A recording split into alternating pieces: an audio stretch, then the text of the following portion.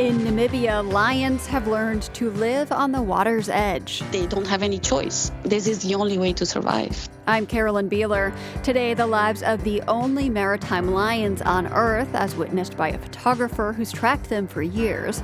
Plus, in Washington, the Ukrainian president has one goal during his meeting at the White House: to play the game constructively. We'll hear what Ukrainians hope to get out of that. And in South Korea, most tattoo artists run their studios illegally. That is about to change. Plus, want to guess what this is? We'll take you on a nighttime hike in France to find out. Those stories and more are all ahead on The World.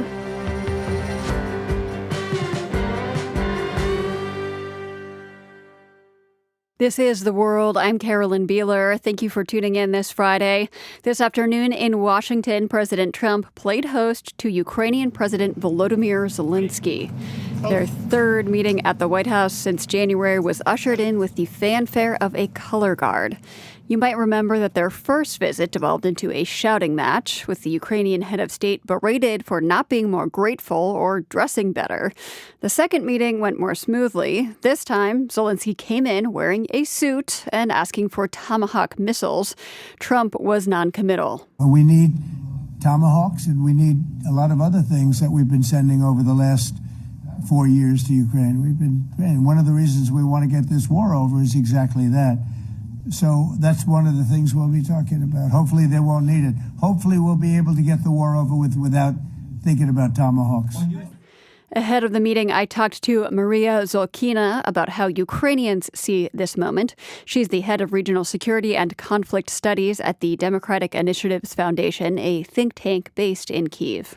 Now, there is a lot of hope, political hope, so I wouldn't say it's ungrounded for positive outcome and outputs of this meeting, because the relations between Trump administration and president office in Ukraine have improved seriously since the beginning of Trump's term. And right now, Ukraine struggles just to persuade Trump that without pressing Russia with sanctions, with giving Ukraine more weapons, in particular longer range missiles like Tomahawk, there will be no result in all the negotiations with Russia. So the idea is that to persuade Trump that the peace, or at least the ceasefire, is possible, we just need to make a pressure on Russia for this.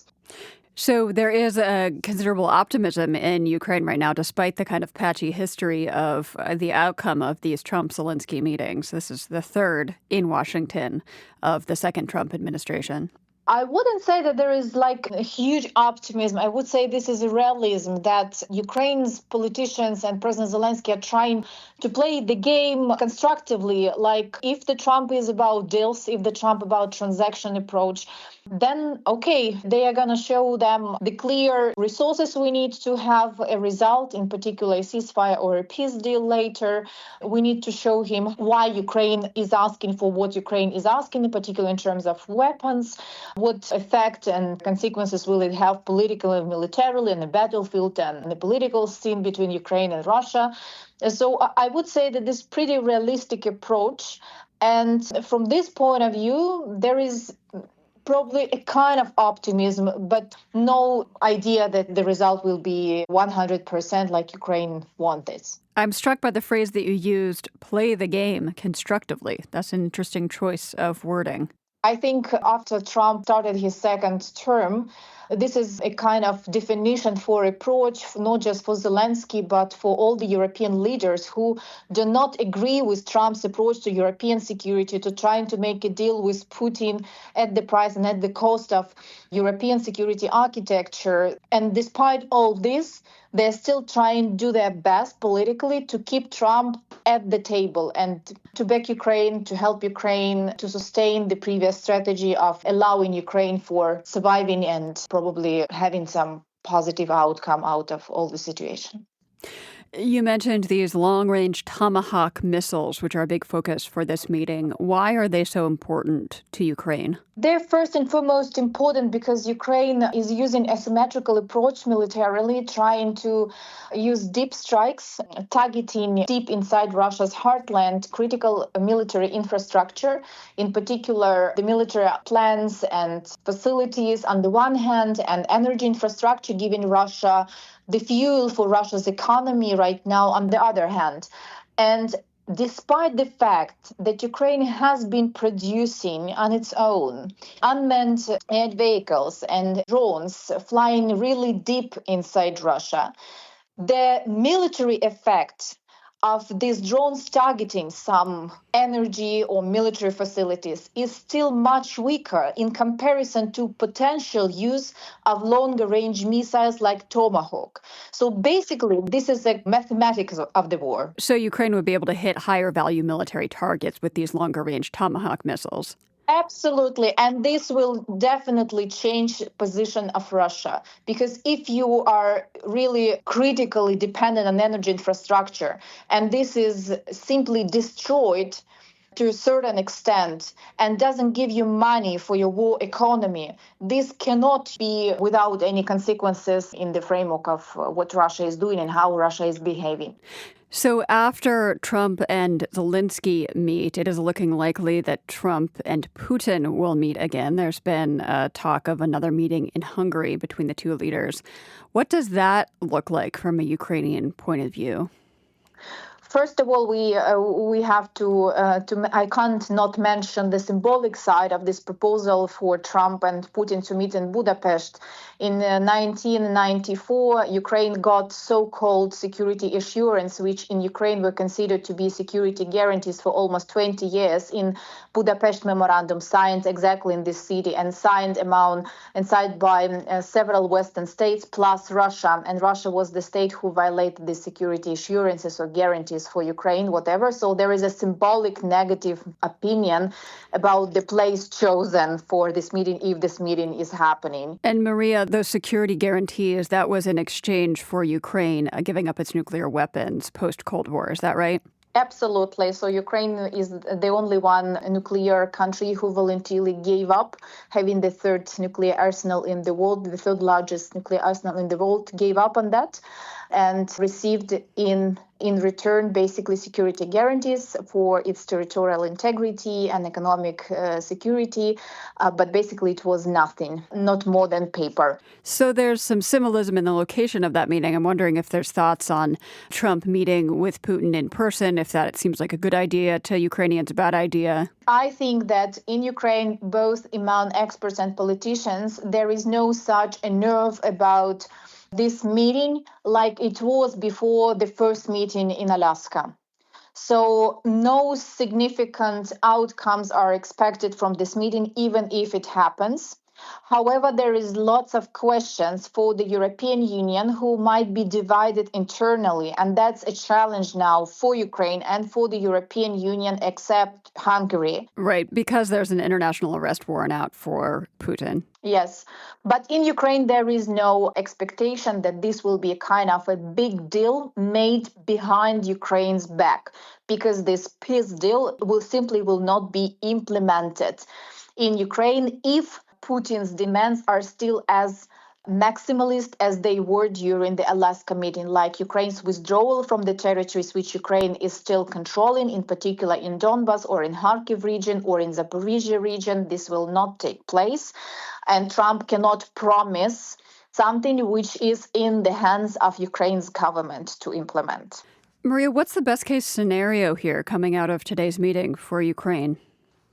Oh, well, the best case scenario would be giving Ukraine some Tomahawks and agreeing on a strategy how Ukraine will be using that. And as far as we understand from Ukrainian side, Ukrainian team is bringing to the White House, is bringing the plan, not just addressing Trump with nits, but bringing a plan how exactly the Tomahawk might be used or will be used once they are given to Ukraine, what infrastructure objects or facilities can be stricken and what concrete impact it will have. I mean, these strikes on Russian economy and potentially on Russian negotiation position. So just numbers, just logic, reasons, and political benefits out of it for Trump. That's, as far as I understand, the logic Ukrainian team is bringing with President Zelenskyy today for President Trump.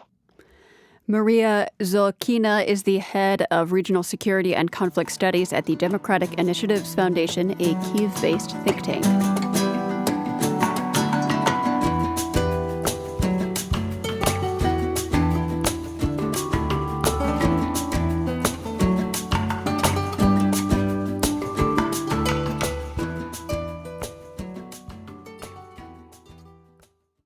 Rowers from across the globe are in the Boston area this weekend for one of the sport's most important competitions, the Head of the Charles Regatta. GBH's Esteban Bustillos went to a boathouse on the Charles River to join teammates from two different countries just as they were setting out on the water for practice. They told him the story of what brought them together in one boat. He was a former naval pilot who rowed at Harvard but had taken a decades-long break from the sport. She was a former world champion with the Soviet Union, who happened to be about 20 years younger. But sports have a way of leveling out the playing field, and Carlos Zeza remembers meeting Margarita at a race in 2007 and trying to figure out if they could be partners, rowing partners. Zeza wanted to see if Margarita was eligible to be in his age category. So when I first met her, there was a guy standing there. After learning her name, I said, "How old are you?" The first thing Robert asked, "How old are you?" And the guy beside her said, "You're talking to my rowing partner." But Zeza ended up getting the last laugh. Margarita became his rowing partner and his wife. At 89 years of age, Carlos says it's a union that helps push him forward. And now he holds a unique place at the head of the Charles Regatta. Well, there are rowers older than me. I don't know of any who are faster, who have been faster. You never know. Rowing has been a part of the Zeza's lives for about as long as they can remember. Carlo began rowing when he was 14 years old, in 1950. Yeah, it's a long time ago. But like many athletes, other priorities popped up. After Harvard, Carlo was busy with the Navy, life, and work, so he put the oars down for about 40 years. Until one night in his 60s. I was asleep dreaming that I was rowing in the basin in the dark with other boats, which I could see by their lights. And when I woke up, enough of that dream stuck with me, and I said to myself, I should start rowing again. So Carlo got back in a racing shell in 1998 and hasn't looked back since. For Margarita, rowing was a way to see the world when her native Latvia was part of the USSR.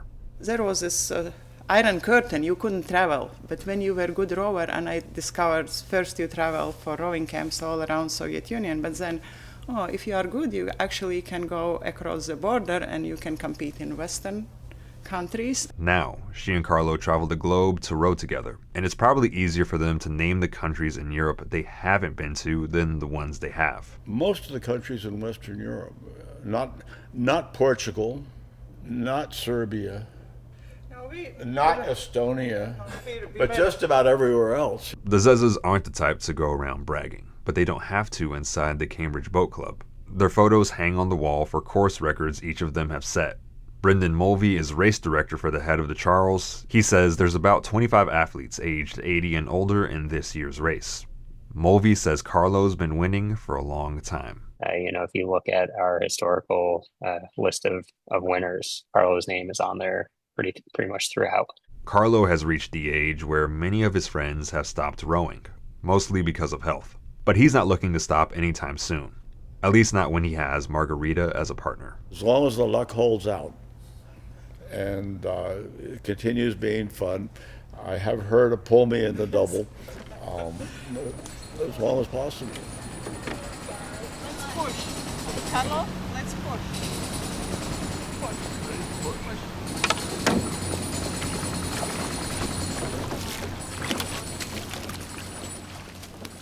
On land, they're a couple, but on the water, they row as one. For The World, I'm Esteban Bustillos, Boston.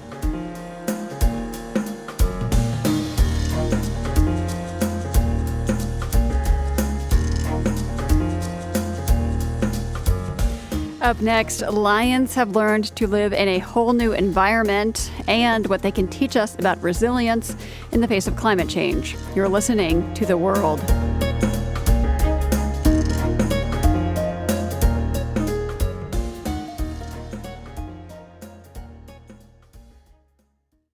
This is The World. I'm Carolyn Beeler. When we think of lions, most of us probably picture them prowling the savannah. But in the country of Namibia in southwest Africa, one pack of lions has moved to the shores of the Atlantic Ocean, becoming the world's only maritime lions. They left their previous hunting grounds in the desert in search of food and drastically changed their behavior to survive by the water. A photographer from Belgium has been documenting them, and she was recognized at the Wildlife Photographer of the Year competition for one striking image. A powerful-looking lion in a moment of rest, stretched out on the edge of a pebble beach, looking perfectly at ease with giant waves crashing beside her. When I spoke with that photographer, Greet Van Malderen, she told me that when she snapped that picture, the young lioness named Gamma was protecting the seal meat that she had just hunted. It was one of the first time that actually her mom left her behind. She was a little bit after 3 years old, so she's getting a little bit more independent.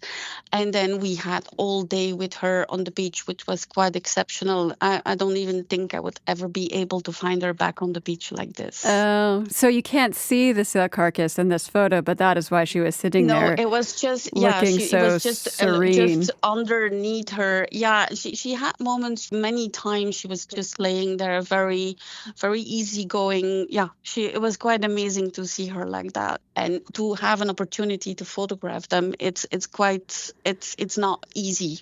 I was back in August and we didn't see them at all on the sea. They're only hunting at night. So okay, so these lions are of such interest to scientists because Gamma is part of the first generation of these lions actually growing up on the coast rather than moving there from inland. What brought them to the coast, and why is this such a special population? Well, the lions were coming to the coast from time to time, and maybe a seal was maybe 10% of their foods in a year. They mostly hunting inland, but then now with the climate change and the huge storms coming in, and Namibia had big flooding beginning of the year, so all the the wildlife was scattered all over. So food was quite scarce for them. So for them going to the coast was and staying roughly at the coast is now a survival, and they adapting to that. And the change is massive. The last 6 months we've seen them now really only feeding on seals. And today, that's the big behavior change. And Gamma is actually the first generation that is really the one that is really switching over to that kind of behavior. It's quite massive, and it's they don't have any choice. This is the only way to survive. There's no food otherwise. But we're still learning because the seals have metal, and there is issues on that. So we still need to study a lot more why they are not taking it as for the moment very well. The mom was pregnant, but for the moment we don't see. So maybe she lost babies, maybe not, and why? And so there's so many questions that are still unanswered today. You said the seals have a lot of metal, so you mean mercury, so that the lions might be ingesting a lot of mercury? Yeah, the thing is we already lost 2 lionesses on this that were feeding from time to time on seals. But like I said, it was not like a main food source then, but we had issues with that. So today, these lions are really now feeding a lot on the seals. So we need a lot more information about all this to understand and see how in the future this is going to be. It's an important adaptation for these lions, but it's not quite clear what the long-term impact will be. Exactly. Can you describe how they hunt the seals? I'm assuming they wait for them to, pull up onto the beach. Well, the thing is, they're walking on the beach and they will try to find one. They will even go in the water if it's not too far. Now, as they found the seal colony, there are many, many seals. So they just run in between them and she's just taking whatever she can. They cannot really run away. But they can bite. She's been beaten up already by a couple of seals, and we were a little bit worried about her from the By neck. she, you mean Gamma, this lion you photographed? Yeah. Gamma and her mom, she's a little bit better in the technique yet. Because when they first found the seals, they needed to find a way to kill it. It's not that easy. The skin is there's a lot of fat and the skin is quite thick. And they need to grab it from the back, right? And so it's not always easy to kill them right away. And when you see today Gamma at night, we've seen her in the middle of hundreds of seals just observing. Even with the binoculars where is she, you can nearly not find her. It's quite amazing to see now. She's observing them. She's really learning and trying to get more technique. I think at the first night when they found the colony, she killed 40 seals in one night. Wow.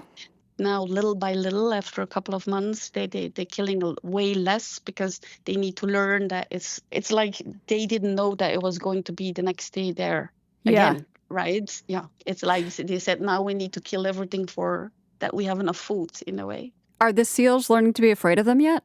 Well, they're moving. We see a movement, so we're trying to see to observe the impact on the seal colony, and there is movement. They're moving. They're going more in the rocky where they don't have access to them. But now, like in the couple of months, we will see. I'm going back by the end of the month when now there's going to be the seal pups, so we will see how that will impact the colony. But there is certainly, but we don't have all the picture yet. Right. Still a lot to learn. How long have you been following and photographing these lions? 5 years now. Yeah. But not on the sea. We always, I was following other of the desert lions. And then we always talked about when they were going to the sea and then that we needed to go with them. But as it was not behavior that they were doing every day, it was like once or 2-3 times a year that they would go to the sea and then come back. So it's always very difficult to know when they're going and when they're going. You cannot always follow them, and then they're going at night. So it took us 5 years to get the shots. Great. The organization that gives out this Wildlife Photographer of the Year award said that your photos of the lions on the beach captured their resilience and even called them an example for the rest of us. Is that your takeaway too? I think it's kind of an image of hope because this behavior change can make them survive. So it's hope. We need to keep on hoping. Yeah, I think that's the message. Greet Van Malderen is a wildlife photographer. She joined us from London.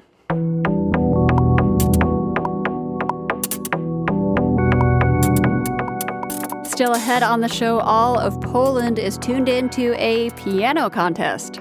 Well, I'm looking for a pianist or for an artist that really has something powerful and unique to say. But first, we go to Israel, where some relatives of hostages who died are still waiting for their loved ones' bodies to come home. You are listening to The World.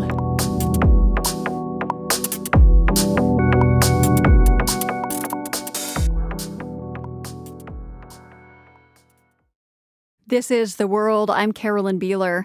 20 living Israeli hostages have been returned to their families as part of the ceasefire deal between Israel and Hamas. The remains of 28 hostages who did not survive were also supposed to be returned. But Hamas claims not all the bodies could be found, and 19 people's remains are still unaccounted for. The issue threatens the fragile Gaza ceasefire. It's also causing turmoil for Israeli families waiting for closure. Tova Lazaroff reports from Jerusalem. Zohar Chaimi's son, Tal, 41, a mechanical engineer, a father of 4, and a volunteer security officer, is among those believed dead. He was shot defending their community of Kibbutz Nir Yitzchak against the Hamas-led October 7th attack on southern Israel. Chaimi described for The World how he has since seen his son's last moments on video clips. They're fighting towards the gate. They're shooting. 2 people against something like 60, 70 terrorists, according to the cameras, well equipped, and Tal Elior, each one was only one rifle. Jaime said he saw his son fall after terrorists shot him. They then lifted his son's body into a kibbutz golf cart and took him into Gaza, leaving behind his helmet. A forensic analysis of human remains on the helmet determined that Tal had been fatally shot in the head. The family held a funeral for Tal, in which they buried the helmet in lieu of a body. But Jaime still has doubts. And I, for myself, I really need some hard evidence. It's something that really bothers me. I know that he's dead, but, and there is a but, all the time in my thoughts. Hamas had initially freed 20 living hostages on Monday, and after some delay, returned 9 bodies this week, but has said it is unable to locate the 19 others. On the sidelines of a conference in Italy, Israeli Foreign Minister Gideon Sa'ar insisted that Hamas has the means to return many more of the bodies, as is demanded by the ceasefire. We know, as a matter of fact, they can easily bring a significant number of dead hostages and to give them back. So what they are doing right now, it's a fundamental breach of the agreement. Israel has accused Hamas of breaking the deal. Israel says it knows where many of the bodies are located and has shared that information with the mediators. Hamas said it doesn't have the means to find any more bodies. Simcha Greineman, a longtime volunteer with an Israeli search and rescue organization named Zaka, explained that it takes training to be able to comb through rubble for bodies. One has to distinguish between wood, stone, metal, and bone, particularly if one is looking for body parts, as is likely in some cases. This is where DNA analysis comes in, he said. Like Sa'ar, however, he is certain that Hamas knows where they are and has the ability to return them, particularly since this is a group with an expertise in tunnel building. For the last 20 years, they were digging tunnels under the whole city of Gaza. It's not a question that if they could or they can't. They for sure could. They know exactly where they hid the bodies. Once the remains are returned, they're sent to Israel's Abu Kabir Forensic Institute to be identified. Dr. Nurit Boublil runs the institute's lab. We have been working around the clock over the past 2 days on the identification of the deceased captives. We have been deployed advanced forensic methodologies, including complex imaging techniques, dental record comparison, anthropological profiling, and DNA analysis. Among the bodies the Institute identified this week was that of Tamir Nimrodi, an 18-year-old soldier who was kidnapped alive from his base on the southern border. His fate was unknown until Wednesday, when Israel's Abu Kabir Forensic Institute identified his remains returned by Hamas. At a small military cemetery in Kfar Saba, his father alone said Kaddish, the Jewish prayer for the dead, and a eulogy for his son. When it was clear to us without a doubt that you had been kidnapped, at least that is what it seemed from the Hamas videos, I said to your mother, it's good that he was kidnapped, because at least he will return on his feet, healthy and whole. How wrong I was. The Golden family has been waiting for over a decade to bury their son Hadar, who was killed in the 2014 Gaza war. They had been waging an unsuccessful battle, urging Israel and the world to pressure Hamas to release their son's body. Hadar's mother, Leah Golden, is in New York this week to press the UN for help. She knows they are at risk of being once again overlooked in this exchange of remains as they fight for the right to bury their son. Hadar's brother Chemi says Hamas is not to be trusted. So I think that the big message is that we are not doing business with Hamas while they're hostages there. But we believe in better days. But those will only come if the hostages are back. Chemi said that the failure to pressure Hamas to free Hadar all those years ago emboldened the group to commit the October 7th attack, and he urges Israel not to move forward to stage 2 of the deal until Hamas sends back all the bodies. For the World, I'm Tova Lazaroff in Jerusalem.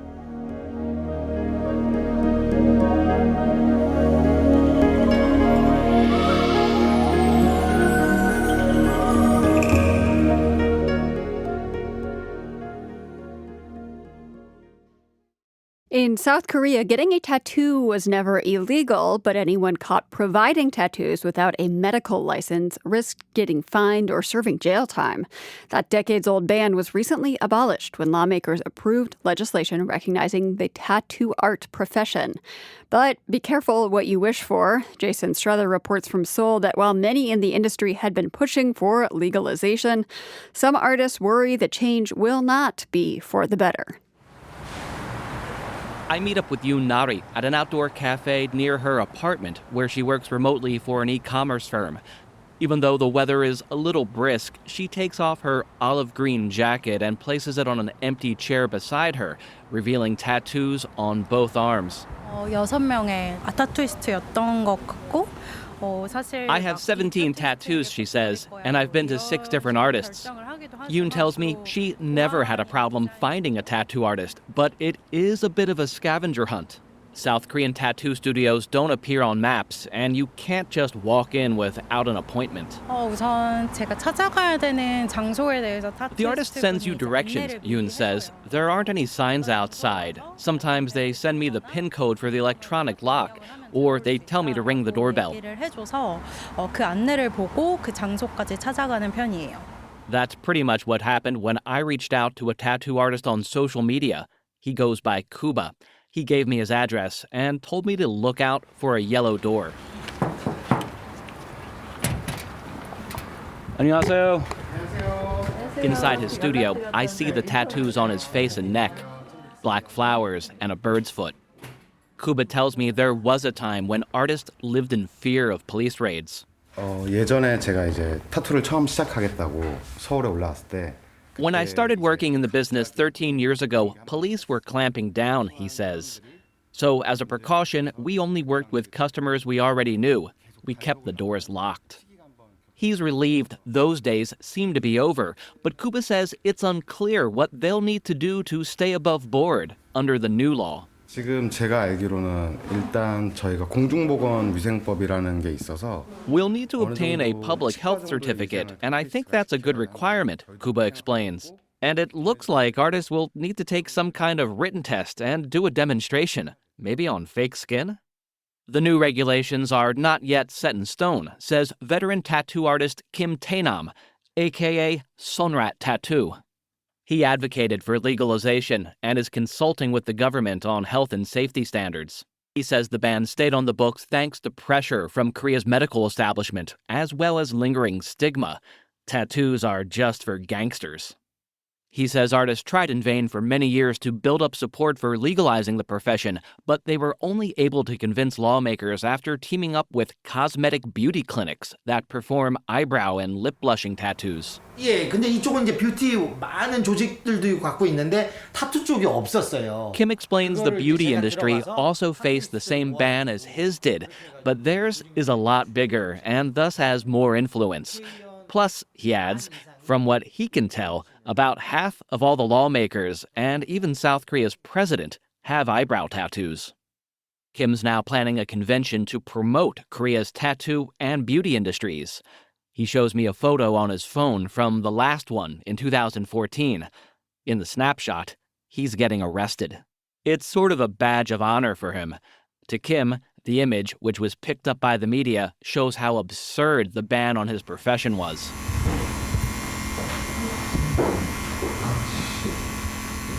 Back at Kuba's tattoo studio, an artist is drawing a raven on a client's shin. Kuba says he'll look for guidance from Korea's tattoo artist associations until the new rules come into effect in 2027. But he's concerned that between now and then, the industry could still take a turn for the worse. 지금은 타투라는 거 자체가 되게 좀 아티스트적이고 상당히 커리어가 높은 직업에 속한다고 Tattooing 생각하는데 is an art, he says, and if it becomes a matter of just getting a certificate to open up a studio, it's going to lower the bar. Kuba worries that there will suddenly be tons of tattoo shops, that the market will be flooded and cheapened. Even though they no longer need to hide, it's unclear if tattoo artists can thrive now that the door is wide open. For The World, Jason Struther, Seoul. In French, the name for a deer's antlers translates to wood, because when two stags fight, it sounds like clacking pieces of wood. Pretty cool sound. But today we are on the hunt actually for another sound stags make. They bellow. Only for a couple of weeks in the fall during mating season. And in France, it's inspired a ritual of nighttime hiking to hear that bellow. The world's Jerry Haddon is just back from a night in the foothills of the French Pyrenees with this report. Our stag bellowing rendezvous is at sunset, just off a mountain road, pretty much in the middle of nowhere. Do we have much hiking to do you know? I don't know. We're all first-timers, all 11 of us. Romain, Jerry, je suis le journaliste. Oui. Je sais pas si okay. So nature guide Romain Figurito gives us the lay of the land. Un gros mâle, va peser en France, ils vont jusqu'à 300 kilos. A large stag can weigh over 450 pounds, he says, and stand nearly 5 feet tall from hooves to the top of the head. A formidable beast, but easy to scare, he says. And spooking them, he cautions, could have serious consequences. Ça peut conduire à la non-reproduction de We could interrupt the very reproduction of the species, he explains, because the females are only in heat for a few days. Like most animals, it turns out, deer need time together to make babies, quality time, without onlookers. Before we take our vows of silence and slip into the woods, I ask some of my fellow voyeurs why they've come. J'habitais beaucoup en ville jusqu'à maintenant. Et donc là, maintenant, j'habite à la campagne. I've lived in big cities all my life, says Laurence Blancardi, but I've moved to the countryside, so this is a great opportunity. No stags in Marseille or Nice, she says. Blancardi has brought a friend, Thea van Koppen. And it sounded like an adventure. So I thought, well, let's see how this goes. And it's nice to hear all the information and be in nature and now spend the night with people that enjoy nature. For participant Béranger Guillard, a 19-year-old student, this is an adventure and a challenge. Because while we're virtually guaranteed to hear the stags tonight, they don't always show themselves. And Guillard's passion is wildlife photography. He's got his camera out already. Chouette chevache d'Athéna. Ensuite, il y a eu martin pêcheur. Up until now, he says, I've shot some birds, a martin, and insects, including one of Europe's largest, he tells me proudly, the stag beetle. Et après, si je peux en tirer une photo, c'est le grand prix, quoi. Tonight, he says, photographing a stag, that would be the grand prize. With that, we enter the darkening forest. We stop on a slope where we climb to an elevated wooden platform hidden in the trees. The view through the branches, an open, grassy plain. Guillard starts clicking right away. We count up to 9 deer, does and stags, out grazing, maybe half a mile away. You need binoculars to really see them. But soon it's too dark to see anything, so we hunker down in our sleeping bags to wait for the real show to begin. It's not long.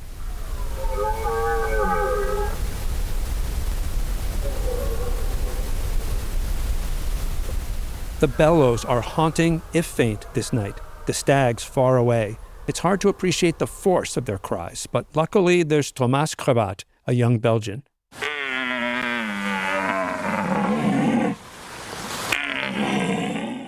In 2018, he posted this throaty, up-close stag bellow online. It's a bellow that says to other stags, this is my territory. But to be clear, the throat in this throatiness belongs to Crevat himself. See, he's a stag imitator. When he was 16 years old, he won Best in Belgium, then went on to compete in various European stag bellowing contests. En Slovénie, j'ai fini 24e, et en Biélorussie, j'ai fini. In Slovenia that year, I finished 24th, he says. In Belarus, I finished 33rd because I had a cold. These days, Crevat's a store manager in Brussels. On break, he answers my questions. The first, why on earth? Moi, personnellement, je n'étais pas énormément fasciné par le sujet. C'est plus mon père qui m'a donné. Personally, I couldn't have cared less about stag bellowing, he says. It was my father who taught me to love this animal. At a very young age, he says, father and son would go into the woods to listen. Then, for fun, they started imitating. With help. Human pipes can't make that deep, resonating sound. So Crevat has an instrument called an apo.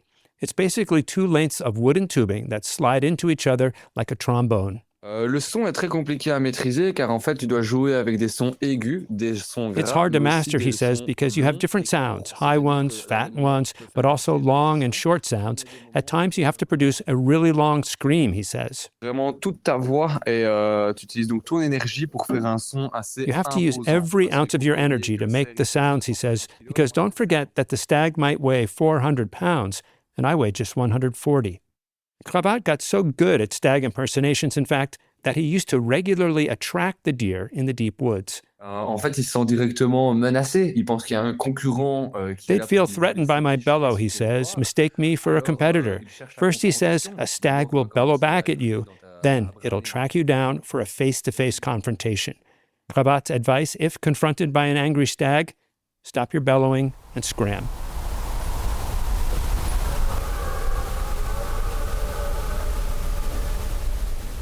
Luckily for our small group of stag listeners in France, the giant deer don't confront us, but the night is filled with their baleful cries. In the morning, I get reactions from the gang, including Thea van Koppen. Exciting experience. Oh, the noise and yeah. That's the way go sounds. Yes. On voit que la nature quand même est d'une puissance. I could feel their strength, says Laurence Blancardi.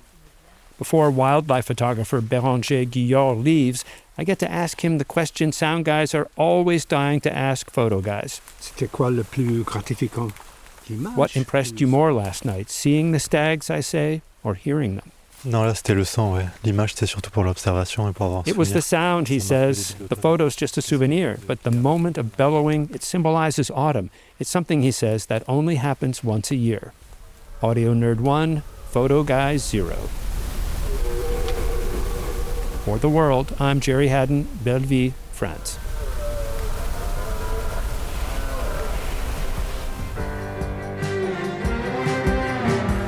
The World is produced by GBH and PRX, broadcasting weekdays from the Nan and Bill Harris studio in Boston. Find us online anytime at theworld.org and find our original reporting on YouTube.